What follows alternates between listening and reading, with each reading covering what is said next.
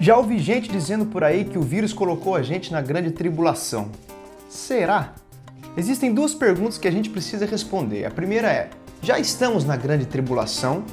Ou o vírus foi a porta de entrada para ela? Afinal de contas, as igrejas estão fechadas e isso é perseguição contra a igreja, não é? A segunda pergunta é: o vírus é um sinal do fim dos tempos? Vamos uma de cada vez. Primeira, o pessoal de Tessalônica estava com uma dúvida parecida. Eles estavam achando que Jesus já tinha voltado e estavam passando pela tribulação. Então Paulo os relembra de um detalhe no capítulo 2 da segunda carta, a partir do verso 3.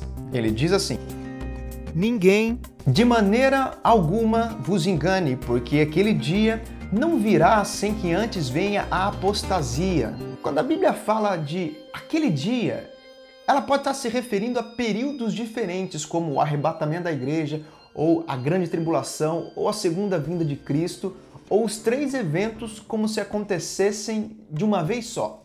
Eu não quero entrar em detalhes do que é essa apostasia, porque tem um monte de gente por aí falando um monte de coisas sobre esse tema. Então vamos voltar. Ninguém de maneira alguma vos engane, porque aquele dia não virá sem que antes venha a apostasia e se manifeste o homem do pecado, ou o filho da perdição, o qual se opõe e se levanta sobre tudo que se chama Deus ou se adora, a ponto de assentar-se como Deus no templo de Deus, fazendo-se parecer Deus. Será que é possível que existe alguma dúvida de que esse homem da perdição é o anticristo do Apocalipse? Tá muito claro, não tá? Pois é, se a tribulação não vem sem que esse homem se manifeste, surge aí outra pergunta. Ele já se manifestou? Agora a gente vai voltar algumas centenas de anos e vamos lá para Daniel, no capítulo 9, versículo 27. Daniel diz assim sobre o homem da perdição ou o anticristo: com muitos ele fará uma aliança que durará uma semana. No meio da semana ele dará fim ao sacrifício e à oferta, e numa ala do templo será colocado o sacrilégio terrível, até que chegue sobre ele o fim que lhe está decretado. Eu quero que você foque em com muitos ele fará uma aliança durante uma semana. Exatamente, o anticristo vai assinar um acordo de paz e vai dar início à última semana de Daniel, que é uma semana que dura 7 anos, ou seja, 7 anos de tratamento de Deus para com os judeus. Em outra situação, a Bíblia diz que as pessoas dirão: temos paz e segurança, e então virá repentina destruição. Se você não é pré-tribulacionista, não fica bravo, eu te amo em Cristo, tá? E a gente vai se encontrar na glória do mesmo jeito, fica tranquilo. Mas nós acreditamos que a igreja vai ter sido arrebatada antes disso. Conclusão da primeira pergunta: o vírus foi a porta de entrada para a grande tribulação? Não! Paulo disse que a tribulação só vem quando o anticristo se manifestar, e Daniel diz que ele só se manifesta através de um acordo de paz de 7 anos a nível global, envolvendo Israel e muitos outros países. Vocês já viram esse tratado acontecer? Então, fiquem tranquilos, nós não estamos na grande tribulação. Agora, não é porque o vírus não foi a porta de entrada para a grande tribulação que ele não tem nada a ver com o fim dos tempos. Então a gente cai na segunda pergunta: o vírus é um sinal do fim dos tempos? E eu já vou responder para você. Sim, ele é um sinal do fim dos tempos. E para embasar essa teoria, vamos aí a algumas características dessa pandemia. Primeira, recorde de infecções. Tem gente falando na casa de bilhões de pessoas. Eu não sei se chega a isso, mas que é um vírus bem alastrante, é.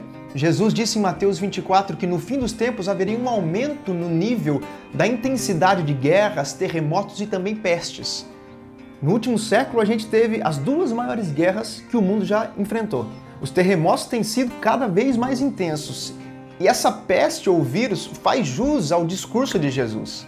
Segunda, estamos vendo um problema a nível mundial. Deixa eu te falar uma coisa, sempre que você vir um problema a nível mundial, fique com sua orelha em pé. A Bíblia diz em Apocalipse que a besta foi dado poder sobre todas as famílias, línguas e nações, ou seja, o governo do anticristo ele tem uma característica predominante de tirania e unicidade.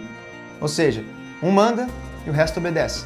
Na minha humilde opinião, o anticristo vai ser um cara que vai resolver um baita problema que o mundo vai estar enfrentando, simplesmente para ter a credibilidade de ser o Messias ou o Salvador que trouxe a paz. Só que não. Tudo isso ele vai conseguir através de um governo mundial único, autoritário, que todos vão acreditar que é necessário cumprir todas as ordens do governo para o nosso próprio bem. A propósito, você escutou alguma conversa de governo único por esses dias aí? Afinal de contas, não dá para deixar todos os países tratarem cada um do seu jeito essa pandemia. É preciso uma centralização, um único comando. Se você começou a ouvir esse tipo de conversa, já fique com a sua orelha em pé. Terceira característica, rastreabilidade. Rastreabilidade evidente ao extremo. O governador João Dória está mandando mensagem para mim dizendo que sabe onde eu tô.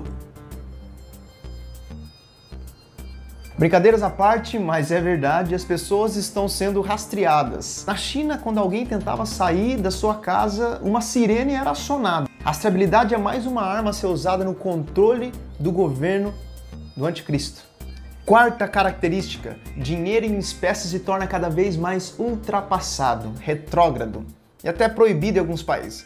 O dinheiro carrega o vírus, lógico que isso é uma verdade, mas pensa bem. Em Apocalipse, a Bíblia diz que ninguém pode comprar ou vender sem o sinal, ou a famosa marca da besta. O sinal que vai ser na mão direita ou na testa. Ninguém sabe exatamente o que vai ser esse sinal, mas que ele tem o controle na economia e na finança das pessoas, isso tem. Quinta e última característica. Está comprovado que é possível fazer quarentena. Eu vou me atentar somente à questão das igrejas nesse vídeo, tá? Está comprovado que é possível impedir reuniões em igrejas. A comunhão entre os irmãos. No período da grande tribulação, cristãos vão ser considerados perturbadores da paz, impedidos de se reunir.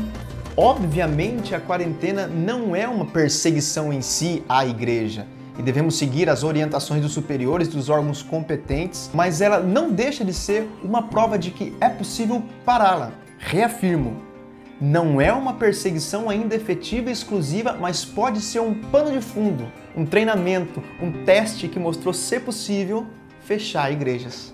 Conclusão geral, já estamos na grande tribulação? Não. O vírus está relacionado ao fim dos tempos? Sim.